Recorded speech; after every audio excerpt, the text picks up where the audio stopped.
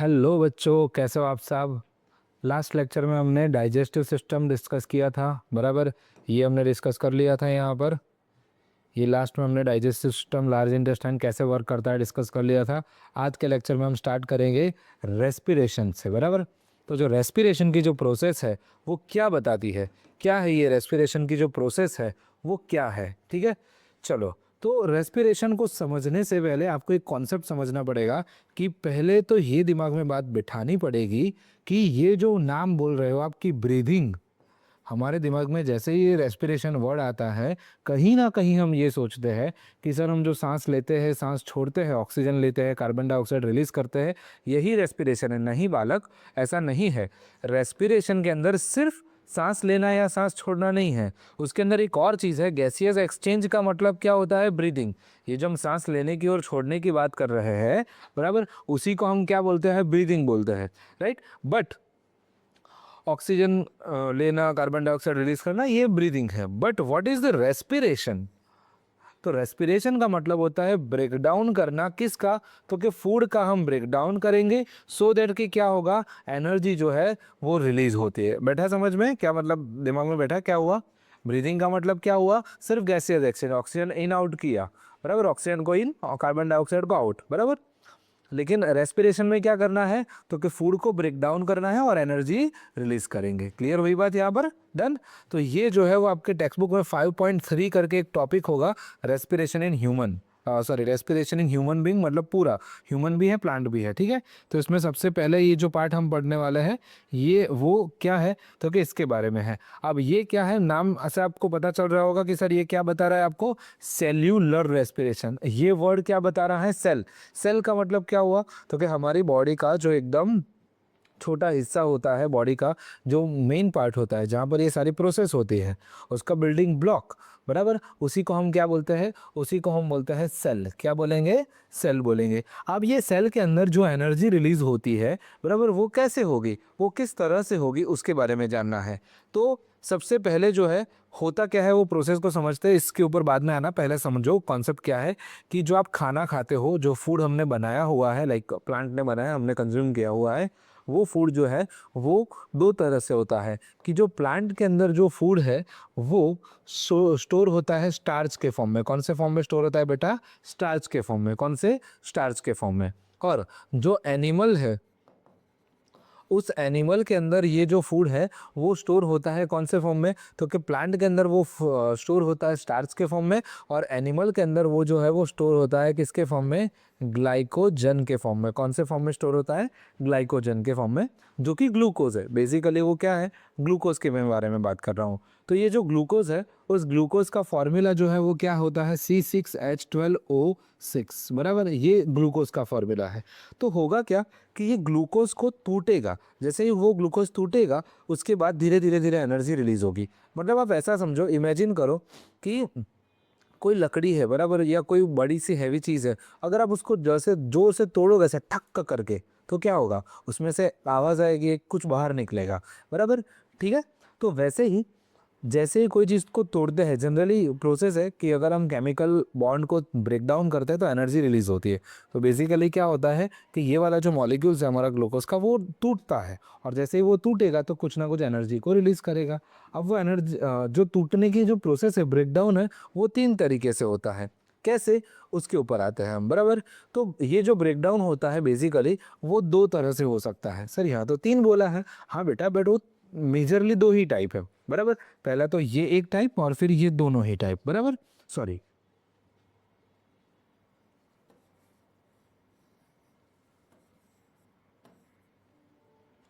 ये एक टाइप और एक ये टाइप, बराबर। सर कैसे? तो कि देखो यहाँ पर लिखा है एब्सेंस ऑफ ऑक्सीजन, बराबर। और दूसरा तरीका कौन सा है? Presence of oxygen. तो यहाँ पर 2 तरीके होते हैं। एक तरीके को बोला जाता है एरोबिक रेस्पिरेशन, बराबर। और दूसरा जो तरीका है उनको हम बोलते हैं एन एरोबिक रेस्पिरेशन। क्या बोलेंगे? Aerobic respiration. और दूसरे को हम बोलेंगे एन एरोबिक रेस्पिरेशन। तो एक जो है वो एरोबिक रेस्पिरेशन कहलाएगा, दूसरा जो है वो कहलाएगा क्या? N aerobic. एरोबिक के अंदर क्या होगा? ऑक्सीजन का प्रेजेंस होगा। क्या होगा बेटा? ऑक्सीजन प्रेजेंट होगा। एन एरोबिक में क्या होगा? ऑक्सीजन जो है एब्सेंट होगा। बराबर है। एरोबिक में क्या हुआ, ऑक्सीजन प्रेजेंस, एनाएरोबिक में क्या हो गया, ऑक्सीजन एब्सेंट हो गया। क्लियर है, ये चीज़ क्लियर हो गई। फिर एक और बात समझते हैं कि ये जो एरोबिक रेस्पिरेशन है, उस एरोबिक रेस्पिरेशन में एनर्जी जो है वो ज़्यादा मिलती है। क्या होता है, एनर्जी ज़्यादा मिलती है। एनएरोबिक के अंदर क्या होता है, एनर्जी जो है वो लेस होती है। क्या होता है, एनर्जी थोड़ी लेस होती है। क्लियर हुई बात यहाँ पर, राइट? कोई कंफ्यूजन? एक मिनट, हाँ, ओके। तो मैं यहाँ से ये चीज़, ओके, यहाँ पर हम थोड़ा प्रॉपर लिख लेते हैं, बराबर, ताकि आपको थोड़ा अंदाज़ा आ जाए। एक क्या होता है, एरोबिक रेस्पिरेशन, और एक जो होता है उनको हम क्या बोलेंगे, एन एरोबिक रेस्पिरेशन, बराबर। पहला क्या बताया मैंने, एरोबिक रेस्पिरेशन, और दूसरा जो होगा वो क्या होगा, एनएरोबिक रेस्पिरेशन। एक होगा एरोबिक और एक क्या होगा, एनएरोबिक। एरोबिक के अंदर क्या होगा, एरोबिक के अंदर क्या होगा, ऑक्सीजन प्रेजेंट होगा। क्या होगा बेटा, इसमें ऑक्सीजन प्रेजेंट होगा। एनएरोबिक में क्या होगा, ऑक्सीजन जो है वो एब्सेंट होगा, बराबर। और इसमें क्या होगा, ऑक्सीजन प्रेजेंट, इसमें क्या हो जाएगा, ऑक्सीजन एब्सेंट हो जाएगा। फिर क्या होगा, तो कि एरोबिक के अंदर जो है वो हमें ज़्यादा एनर्जी मिलने वाली है, मोर एनर्जी मिलने वाली है। जबकि एनएरोबिक में क्या होगा, तो कि सर जी लेस एनर्जी मिलने वाली है। क्लियर हुई बात है यहाँ पर? इतना दो तरह का डिफरेंस समझ में आया, क्या है क्या नहीं, परफेक्ट। अब मैं आपको आगे ले जाता हूँ, बराबर, डोंट वरी, ये रहेगा आपका, ये रहा, ओके, लिखा हुआ ही है, ठीक है, ये आपको मिल जाएगा यहाँ से, ठीक है। तो पहले हमने क्या पढ़ा, तो कि सर एरोबिक और एनारोबिक, एक में ऑक्सीजन प्रेजेंट होगा, एक में ऑक्सीजन एब्सेंट होगा, ठीक है। चलो, क्लियर इतनी चीज़ें, ओके। और ये चीज़ यहाँ पर लिखी हुई है, देखिए, ये प्रॉपर आपको मैंने लिखा हुआ ही मिल जाएगा आपको। सो डोंट वरी, ये नोट डाउन नहीं भी करोगे तो भी चलेगा, ठीक है। मैं यहाँ पर चार्ट पर डायरेक्ट समझ लेते हैं चीज़ों को। इसको अभी मैं रबी कर देता हूँ, मिटा देता हूँ, ठीक है। चलो, तो पहले और ये दो पार्ट है वो हमारे एनारोबिक हो गए, और ये पार्ट को क्या बोलेंगे, हम एरोबिक बोलेंगे। इस सिचुएशंस को मैं समझाता हूँ, पहले इसको समझ लो। एरोबिक का मतलब होता है ऑक्सीजन प्रेजेंट, तो क्या देखो, ऑक्सीजन प्रेजेंट हुआ, हाँ, कहाँ पर होता है, इन द माइटोकॉन्ड्रिया। कहाँ पर होगा, माइटोकॉन्ड्रिया में। तो पहले क्या हुआ, तो क्या सर हमारे पास ग्लूकोज होता है, और ये ग्लूकोज जो है वो ब्रेक डाउन होगा। तो ये ब्रेक डाउन होने के बाद क्या होगा, तो क्या सर माइटोकॉन्ड्रिया के अंदर कार्बन डाइऑक्साइड बनेगा, वाटर बनेगा, और एनर्जी बनेगा। क्या क्या बन सकता है, कार्बन डाइऑक्साइड, पानी और एनर्जी, ये तीन चीज़ें जो है वो ग्लूकोज का ब्रेक डाउन करके हमें मिल सकता है। क्लियर इतनी चीज़ें, कोई कन्फ्यूजन इसमें, डन। चलो, ये प्रेजेंस ऑफ ऑक्सीजन के अंदर ये सिनारियो हुआ। अब एब्सेंस ऑफ ऑक्सीजन कहाँ पर होता है, पहले तो यीस्ट में होता है, और ये कहाँ पर होता है, माइटोकॉन्ड्रिया। सर ये कहीं पर सुना है लेकिन मैं याद नहीं है। तो अगर हमने सेल पढ़ा हुआ है लास्ट टाइम, जो 9th स्टैंडर्ड में सेल पढ़ा है, उसमें आपने देखा होगा कि सेल के अंदर एक ऑर्गेनल होती है जिसका नाम होता है माइटोकॉन्ड्रिया, बराबर। तो ये जो माइटोकॉन्ड्रिया के बारे में बात कर रहे हैं वो यही है। तो वो सेल के अंदर जो फूड पार्टिकल है, जो ग्लूकोज है, वो ब्रेक डाउन होकर क्या होता है, कार्बन डाइऑक्साइड, पानी और एनर्जी को रिलीज करता है, ठीक है। और एब्सेंस होगा तो एक प्यारी सी चीज़ रिलीज होती है जिसको हम बोलते हैं इथेनॉल। क्या बोलते हैं हम उसको, इथेनॉल बोलते हैं, राइट। तो ये इथेनॉल, कार्बन डाइऑक्साइड और एनर्जी, इतनी चीज़ें रिलीज होती है। समझ में आ गई बात, इथेनॉल, कार्बन डाइऑक्साइड और एनर्जी, डन। चलो, कोई कन्फ्यूजन? अब आते हैं यहाँ पर, ये दूसरे सेकंड वाला जो सेगमेंट है वहाँ पर क्या लिखा है, लैक ऑफ ऑक्सीजन, मतलब कि ऑक्सीजन की कमी होना, सफिशिएंट ऑक्सीजन नहीं होना। ऑक्सीजन जितना चाहिए उतना ना हो तो उसको बोलते हैं लैक ऑफ ऑक्सीजन। ये होता है हमारी बॉडी के मस्कुलर सेल्स के अंदर, बराबर। और ये क्या बनाता है, लैक्टिक एसिड बनाता है और एनर्जी बनाता है। समझ में आ गई बात, क्या क्या चीज़ें थी, कि अगर ऑक्सीजन प्रेजेंट होगा तो आपका कार्बन डाइऑक्साइड, वाटर और एनर्जी बनेगा। एब्सेंट हुआ इथेनॉल में, सॉरी यीस्ट में, तो इथेनॉल, कार्बन डाइऑक्साइड और एनर्जी मिलेगा। और कम हुआ जो कि हमारा किस में होगा, तो क्या बेटा, वो मसल सेल्स के अंदर होगा। तो वो चीज़ जो है वो हमारी होती है लैक्टिक एसिड और एनर्जी को बनाता है। तीन चीज़ें होती है इसमें बेसिकली। कौन कौन सी प्रोडक्ट बनती है और किसके अंदर होता है, यीस्ट में होता है, मसल सेल्स में होता है, माइटोकॉन्ड्रिया में होता है। ये चीज़ आपको याद रखनी है। समझ में आ गई बात, कोई कन्फ्यूजन है यहाँ तक, ठीक है। कब आते हैं, जो मैंने यहाँ पर छोड़ा था वो पार्ट देखो। ग्लूकोज है जो कि कितने कार्बन का मॉलिक्यूल है बेटा, तो कि सर वो 6 कार्बन का मॉलिक्यूल है। जैसे ही ग्लूकोज को साइटोप्लाज्म के अंदर, साइटोप्लाज्म मतलब क्या, सेल के अंदर जो फ्लूइड पार्ट है वो साइटोप्लाज्म है। तो उस साइटोप्लाज्म में ग्लूकोज जो है वो ब्रेक डाउन होता है किसमें, पाइरूवेट में, बराबर। तो ये प्रोसेस कैसे चलती है, समझो बात को ऐसा कि जो ग्लूकोज है वो ग्लूकोज जो है वो ब्रेक डाउन होता है किसमें, पाइरूवेट में। अगर ऑक्सीजन मिल गया, बराबर। अगर ऑक्सीजन मिल गया, प्रेजेंस हो गया, तो ये पायरूवेट जो है वो आगे किस में कन्वर्ट हो जाएगा, कार्बन डाइऑक्साइड, वाटर और एनर्जी में। लेकिन सपोज कि यही ग्लूकोज जो है ये पायरूवेट बन गया और अगर एब्सेंट हुआ तो यही पायरूवेट जो है वो आगे ब्रेकडाउन किस में हो जाएगा, इथेनॉल के अंदर और कार्बन डाइऑक्साइड प्लस एनर्जी में हो जाएगा। यही चीज़ सेम टू सेम कि ग्लूकोज जो है वो पहले तो पहला स्टेप ये कॉमन ही है, हर तीनों में पहला स्टेप कॉमन है कि ग्लूकोज किस में कन्वर्ट हो जाएगा, पायरूवेट में कन्वर्ट होगा, दैट्स इट, बराबर। प्रेजेंस हुआ तो ये बनेगा, एब्सेंट हुआ तो ये बनेगा, और अगर लैक हुआ तो क्या बनेगा, लैक्टिक एसिड बनेगा और एनर्जी मिलेगा। Simple and sorted. समझ में आ गई बात। तो बेसिकली क्या याद रखोगे आप इसमें कि कौन कौन सी प्रोडक्ट बनती है और किसके अंदर ये चीज़ें बनती है। क्लियर, सिंपल सी चीज़ थी, हमने पढ़ ली। एज इट इज़ ये चार्ट भी पूछा जाता है, एक इंटेक्स क्वेश्चन भी है कि give the breakdown of the ways in which glucose is break down, बराबर। तो ये 3 चीज़ें हैं, बराबर। टेक्स्ट बुक में सेम डायग्राम है यहाँ पर, ठीक है। चलो आगे बढ़ते हैं। अब एक और चीज़ कि ये जो हमारी एनर्जी बनती है लास्ट में, वो एनर्जी जो है वो रिलीज होता है, तो वो कहाँ पर तो क्या वो जो एनर्जी रिलीज होती है उस एनर्जी जो है वो क्या होता है, तो कि इट इज़ इमीडिएटली यूज्ड। जैसे ही वो एनर्जी रिलीज हो जाती है वैसे ही वो यूज्ड हो जाती है किस चीज़ में, to synthesize the molecule called ATP. मतलब कि एटीपी को बनाने में वो यूटिलाइज हो जाती है। आगे जो एटीपी है which is used to fuel the other activities, मतलब ये एटीपी की मदद से हम क्या कर सकते हैं, अदर एक्टिविटीज़ को कर सकते हैं, बराबर। इन दिस प्रोसेस एटीपी जो है वो ब्रेक डाउन हो जाता है ताकि हमें फिक्स अमाउंट की एनर्जी मिल सकती है, बराबर। ड्राइव द एंडोथर्मिक रिएक्शन, मतलब क्या है कि हमारे बॉडी में एक मॉलिक्यूल होता है एडीपी। क्या मॉलिक्यूल होता है, एडीपी। सर अभी एटीपी बोला, अभी डीपी बोल रहे हो, पागल वागल हो गए हो क्या, अलग बढ़ा रहे हो। अबे बुड़बक, पहले पढ़ ले पूरा, बराबर। इसका जो नाम है वो क्या है, एडिनोसाइन डाईफॉस्फेट। क्या नाम है, एडिनोसाइन डाईफॉस्फेट। ये जो है वो क्या करता है, हमारी बॉडी में एक और एलिमेंट होता है फॉस्फोरस, जनरली होता ही है, बराबर। तो ये डाईफॉस्फेट जो है वो इस फॉस्फोरस के साथ जुड़ जाता है। तो किसी भी चीज़ को जुड़ने के लिए जो एनर्जी लगती है, बराबर, एनर्जी लगती है, वो जो प्रोसेस है जिसके थ्रू लाइक जो एनर्जी यहाँ पर लगेगी इन दोनों को जोड़ने के लिए, एडीपी और फॉस्फोरस, इनको जोड़ने के लिए जो एनर्जी लगती है वो एनर्जी कहाँ से मिली, तो कि सर ये रेस्पिरेशन के अंदर से जो एनर्जी मिली थी ना, वो एनर्जी को कंज्यूम करके ये एडीपी और फॉस्फोरस जुड़ के क्या बना देंगे, एटीपी बना देंगे। क्या बना देंगे बेटा, एटीपी बना देंगे, बराबर। तो डीपी और फॉस्फोरस दोनों जुड़ के बन गया क्या, एटीपी बन गया। अब जैसे ही ये एटीपी बनेगा वो एटीपी एज ए मॉलिक्यूल के तौर पर ये स्टोर रहेगा हमारी बॉडी में, और जैसे ही हमें कुछ वर्क करना है, कुछ भी एक्टिविटी करनी है, तो ये एटीपी जो है वो ब्रेक डाउन होगा, तो जो एनर्जी यहाँ पर उसने ली थी वही एनर्जी को रिलीज कर देगा। आई बात समझ में। तो क्लियर कि हम जो एनर्जी जो रिलीज करते हैं वो डायरेक्ट नहीं कंज्यूम करते, उससे एटीपी बनेगा और वो एटीपी से आगे हमारा काम होगा। डन, चलो क्लियर हो गई ये चीज़। अब लास्ट में रेस्पिरेशन का जो टाइप है वो बताया मैंने, एरोबिक और एनारोबिक। एरोबिक कहाँ पर होगा, तो के प्रेजेंस में, ये कहाँ पर होगा, ऑक्सीजन के एब्सेंस में।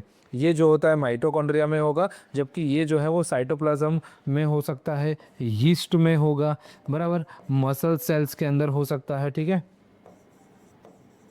मसल्स के अंदर हो सकता है। फिर इसकी एंड प्रोडक्ट जो लास्ट में जो चीज़ें निकलती है, अब प्रोडक्ट वर्ड से अगर आपको याद हो तो रिएक्शंस में हमने पढ़ा था रिएक्टेंट और प्रोडक्ट फर्स्ट चैप्टर में।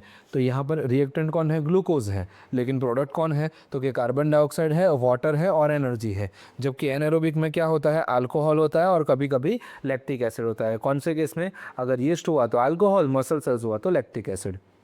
फिर यहाँ पर क्या होगा, एनर्जी ज़्यादा अमाउंट में होगी, यहाँ पर क्या होगा, लेस अमाउंट में होगी। क्लियर हो गई बात। तो ये एज इट इज़ आपको ये नोट डाउन करना है, क्योंकि टेक्स्ट बुक में ठीक तरह से नहीं दिया हुआ है, यहाँ पर आपको प्रॉपरली मिल जाएगा। एक बार मैं हट जाता हूँ, इसको नोट डाउन कर लीजिए प्रॉपरली ताकि आइडिया लग जाए। डन, लिख लिया आप लोगों ने।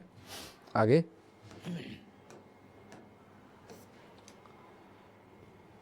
ये चीज़ जो अभी हमने पढ़ी थी उसके बारे में तो नहीं है, ये कुछ और ही चीज़ है जो हम पढ़ने वाले हैं। बेसिकली थोड़ा बहुत हमने जो पढ़ा हुआ है उसके ऊपर, और फिर कुछ नई चीज़ हम देखते हैं, ठीक है।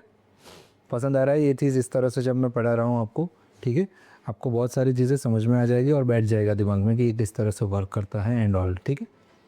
चलो तो सबसे पहले ह्यूमन रेस्पिरेटरी सिस्टम जो हमारे ह्यूमन में किस तरह से वर्क करता है उसके बारे में हम बात करें तो रेस्पिरेटरी सिस्टम में क्या वर्क होता है सर, तो कि हम ऑक्सीजन लेते हैं और कार्बन डाइऑक्साइड को रिमूव करते हैं, बराबर। फिर ये हमारे रेस्पिरेटरी सिस्टम के पार्ट है, आप थोड़ा बहुत देख सकते हो, डिटेल में हम नेक्स्ट पार्ट में पढ़ते हैं कि फ़िलहाल हम ऐसे एयर जो है वो यहाँ से एंटर करता है और फिर ये लंग्स के अंदर चला जाता है, बराबर। तो एक हल्का फुल्का थोड़ा आइडिया आया कि लंग्स करके कुछ होता है, बराबर। कि और ये ट्रेकिया एक वर्ड है, तो जैसे फूड जो ट्रैवल करने के लिए फूड पाइप था, वैसे ये ट्रेकिया है जो कि विंड को ट्रांसफ़र करता है, विंड पाइप है हमारा, बराबर। तो उसके रिगार्डिंग है। फिर ये गैसियस एक्सचेंज में एक और वर्ड है यहाँ पर अल्वियोलाई। अब ये क्या होता है थोड़े आगे वाले पार्ट में हम समझते हैं आपको, ठीक। तो इन्हेलेशंस में और एक्सहेलेशंस में क्या होता है ये प्रोसेस बताई हुई है। और हमें हेल्दी रहने के लिए क्या करना चाहिए, थोड़ा एक्सरसाइज करना चाहिए, स्मोकिंग और वो सब नहीं करना चाहिए, सो दैट कि कार्बन डाइऑक्साइड की अमाउंट जो है वो थोड़ी कम रहे। देन रेस्पिरेशन का फॉर्मूला हमने यहाँ पर देख रहा है कि ग्लूकोज और ऑक्सीजन की मदद से क्या होगा, एनर्जी, कार्बन डाइऑक्साइड और वाटर रिलीज़ होता है। एक एडल्ट जो है वो 1 मिनट में इतनी बार ब्रीथ करता है बेटा, 12 से 16 बार जो है वो ब्रीदिंग होता है। आप करिएगा अभी, आपको पता लग जाएगा कि 1 मिनट में कितना। ये एक ब्रीथ का मतलब होता है एक पूरा इन्हेलेशन और एक पूरा एक्सहेलेशन। एक बार सांस लिया फिर सांस छोड़ा, that will be your 1 breath, ठीक है। चलिए अब डिटेल में पढ़ते हैं क्या है क्या नहीं, ठीक है। तो सबसे पहले ये जैसे मैंने यहाँ पर बताया कि ट्रेकिया से वो जो है वो एयर अंदर आती है। पहले तो नोज़ से नेसल कैविटी, फिर नेसल कैविटी से अंदर आता है ट्रेकिया के थ्रू और देन आगे बढ़ता है, ठीक है। चलो तो ये प्रॉपर यहाँ पर आपको दिखाई दे रहा होगा। तो सबसे पहले क्या होता है, तो कि सबसे पहले जो है वो जो हमारे क्या बोलते हैं नोज़ होता है और फिर यहाँ से नेसल कैविटी के पास जाता है और फिर यहाँ से एंटर होता है, बराबर। और जैसे ही वो एंटर होगा उसको स्टार्टिंग में मिलेगा लेरिंग्स। वो लेरिंग्स क्या है, तो कि सर वोकल कॉर्ड है जिसके थ्रू जैसे ही वो एयर ट्रांसपोर्ट करेगा तो वोकल कॉर्ड्स के अंदर जो एक टाइप के क्या बोलते हैं मेम्ब्रेन होगा, उस मेम्ब्रेन के वाइब्रेशन की वजह से क्या होता है, तो कि उस मेम्ब्रेन के वाइब्रेशन की वजह से आवाज़ें क्रिएट हुई होगी, बराबर। तो लेरिंग्स के अंदर ये चीज़ होगी। देन लेरिंग्स से वो आगे जाएगा, वो उसको हम क्या बोलेंगे, ट्रेकिया, बराबर। देन ट्रेकिया से वो जो है वो आप आगे बढ़ेगा तो इस तरह से ट्रेकिया जो है वो 2 पार्ट में डिवाइड हो जाता है। तो ये जो 2 पार्ट में डिवाइड्स हो जाता है तो वो जो ये डिवीज़न है उसको हम बोलते हैं ब्रोंकस। पहले आप डायग्राम को समझो, प्रोसेस को मैं समझा रहा हूँ, पहले आप 1 बाय 1 करिए, डायग्राम समझिए देन उसको प्रोसेस को समझते हैं। पहले नोज़ में से नेसल कैविटी से लेरिंग्स से आगे ट्रेकिया के पास ये 2 ट्रेकिया जो है वो आगे 2 पार्ट में डिवाइड हो जाएगी जिसको हम बोलते हैं ब्रोंकस, जिसमें ब्रोंकस में ब्रोंकाई और ब्रोंकियोल्स आएंगे। देखो ये ब्रोंकस, फिर ये ब्रोंकस जो है वो छोटे छोटे पार्ट में डिवाइड हो जाते हैं जिनको बोलते हैं ब्रोंकियोल्स, बराबर। तो इस तरह से होगा कि ये ट्रेकिया, फिर ये जो 2 है वो है ब्रोंकस, फिर ये ब्रोंकस ऐसी छोटी छोटी ब्रांच में डिवाइड हो जाएंगे। इसको हम बोलेंगे क्या, ब्रोंकियोल्स। क्या बोलेंगे, ब्रोंकियोल्स, छोटे छोटे ब्रांच ऑफ द ब्रोंकियाई। ब्रोंकाई जो है मतलब कि ब्रोंकस जो है, या ब्रोंकस बोल सकते हैं या तो ब्रोंकाई बोल सकते हैं, उनके जो स्मॉलर पार्ट है, उनकी जो स्मॉलर ब्रांचेस है उसको हम ब्रोंकियोल्स बोलते हैं, ठीक है। अब उसके लास्ट में ये ऐसे पार्ट्स होते हैं, देखो यहाँ पर आप देख सकते हो उसके सभी के एंड में ऐसे गोले, छोटे छोटे गोले बने होते हैं, तो उसको हम बोलते हैं अल्वियोलाई। कि ब्रोंकाई जो है वो एंड होता है कहाँ पर, अल्वियोलाई में। और ये जो है वो छोटे छोटे एयर सैक्स होते हैं। एयर सैक मतलब क्या, एयर के पाउचेस जैसा होता है जिसको अल्वियोलाई बोलता है। तो नोजल कैविटी से ये जो ब्रांच है वो किस तरह से चलता है, तो कि ये जो सीक्वेंस है वो ऐसे चलता है। नोज़ में से वो जाएगा कहाँ पर, तो कि सर वो नोज़ में से जाएगा नेसल कैविटी में, नेसल कैविटी से वो आगे कहाँ पर जाएगा, ट्रेकिया के थ्रू, बराबर। ट्रेकिया से वो आगे कहाँ पर जाएगा, तो कि सर आगे वो जो है वो लंग्स में एंटर कर जाएगा। अब ये जो पूरा पार्ट है वो लंग्स के बारे में है कि ब्रोंकाई के पास जाएगा, ब्रोंकाई से जो है वो ब्रोंकियोल्स के पास जाएगा, और ये ब्रोंकियोल्स के बाद लास्ट में क्या हो जाएगा, अल्वियोलाई में चला जाएगा। तो ये पूरा जो पार्ट है वो वो पूरा बनाता है क्या, लंग्स में। तो बेसिकली जैसे वो लंग्स में एंटर करेगा तो ये 3 स्टेप में काम होता है, ब्रोंकाई से ब्रोंकियोल, ब्रोंकियोल से वो अल्वियोलाई में चला जाएगा। क्लियर। अब वन बाय वन पूरी शॉर्ट नोट समझते हैं क्या है। एक और वर्ड है यहाँ पर, एक होता है एपिग्लॉटिस। ये एपिग्लॉटिस क्या है, तो कि हमारी फूड पाइप और विंड पाइप जो है ट्रेकिया, वो आगे पीछे होते हैं। आगे फूड पाइप होता है, पीछे ट्रेकिया होता है, बराबर। तो ये दोनों को बराबर एक कार्टिलेज का एक फ्लैप होता है, एक पर्दे जैसा होता है। वो क्या करता है, फूड को प्रिवेंट करता है ट्रेकिया के अंदर एंटर करने से। ट्रेकिया में से क्या बोलते हैं, फूड पाइप में से ट्रेकिया में फूड ना आ जाए, उसके लिए एक फ्लैप होता है, एक स्ट्रक्चर होता है जिसको हम एपिग्लॉटिस बोलते हैं। ठीक है, चलिए आगे बढ़ते हैं। अब वन बाय वन समझते हैं। ट्रेकिया मैंने समझाया। ट्रेकिया के अंदर आपको यहाँ पर दिख रहा होगा, सर यहाँ पर ऐसे कुछ पाइप जैसा नहीं है, लेकिन कुछ स्ट्रक्चर जैसा है, बराबर। तो उस स्ट्रक्चर को क्या बोला जाता है, उसको बोलते हैं कार्टिलेज वाली रिंग बोलते हैं, कार्टिलेजियस रिंग बोलते हैं। क्या बोलेंगे, कार्टिलेजियस रिंग। क्लियर हो गई बात यहाँ पर, ठीक है। जो क्या काम करेगा, तो कि वो यहाँ पर लिखा है री इन्फोर्स का मतलब क्या होता है, उसको मजबूत करना। बेसिकली क्या होता है, एक पतला सा पर्दा होता है, एकदम पाइप होती है। अगर हम जोर से सांस लेते हैं तो ये हो सकता है कि ये एकदम चिपक जाए या कोलेप्स हो जाए। जैसे आप स्ट्रो से पानी पीते हो या कुछ जूस पीते हो, तो अचानक से अगर आप जोर से अगर जूस पीने लग जाओ तो वो पाइप कैसे एकदम पिचक जाता है, वैसा पाइप के साथ, इस पाइप के साथ ना हो, इसलिए वो मजबूत करी जाती है किसके थ्रू, कार्टिलेज की रिंग के साथ। ठीक है, फिर आगे बढ़ते हैं। तो ये ब्रोंकस, तो कि मैंने बता दिया कि ब्रोंकस में ऐसे अलग अलग पार्ट्स होंगे जिसके थ्रू क्या होगा, तो कि जिसके थ्रू वो एक अलग अलग पार्ट में डिवाइड होगा। ठीक है, फिर लंग्स जो कि हमारा मेन ऑर्गन्स है रेस्पिरेशंस करने के लिए। ठीक है, देन आगे बढ़ते हैं। अब ये जो एक पार्ट है, इस पार्ट को क्या बोलते हैं, प्लूरल मेम्ब्रेन। तो कि ये क्या है, तो कि सर ये लंग्स का एक डबल लेयर का मेम्ब्रेन है। बेसिकली क्या है कि लंग्स का जो बाहर का आउटर मेम्ब्रेन है उसको हम बोलेंगे प्लूरल मेम्ब्रेन। फिर वो लंग्स के अंदर कुछ ना कुछ फ्लूइड्स रहता है वो मेम्ब्रेन के बीच में, उस फ्लूइड को बोला जाता है प्लूरल फ्लूइड, बराबर।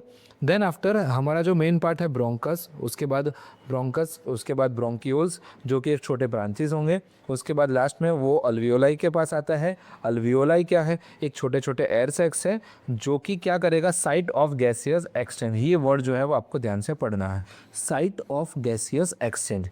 मतलब कि जो पूरा का पूरा जो गैस का एक्सचेंज होता है वो कहाँ पर होगा, यहाँ पर होगा, अल्वियोलाई के अंदर होगा। लास्ट जो मेन फंक्शनल काम है वो है अल्वियोलाई। देन एक डायाफ्राम करके एक चीज़ होती है जो कि इनके नीचे, ये जो है ना, ये पूरा, दिस इज़ द डायाफ्राम।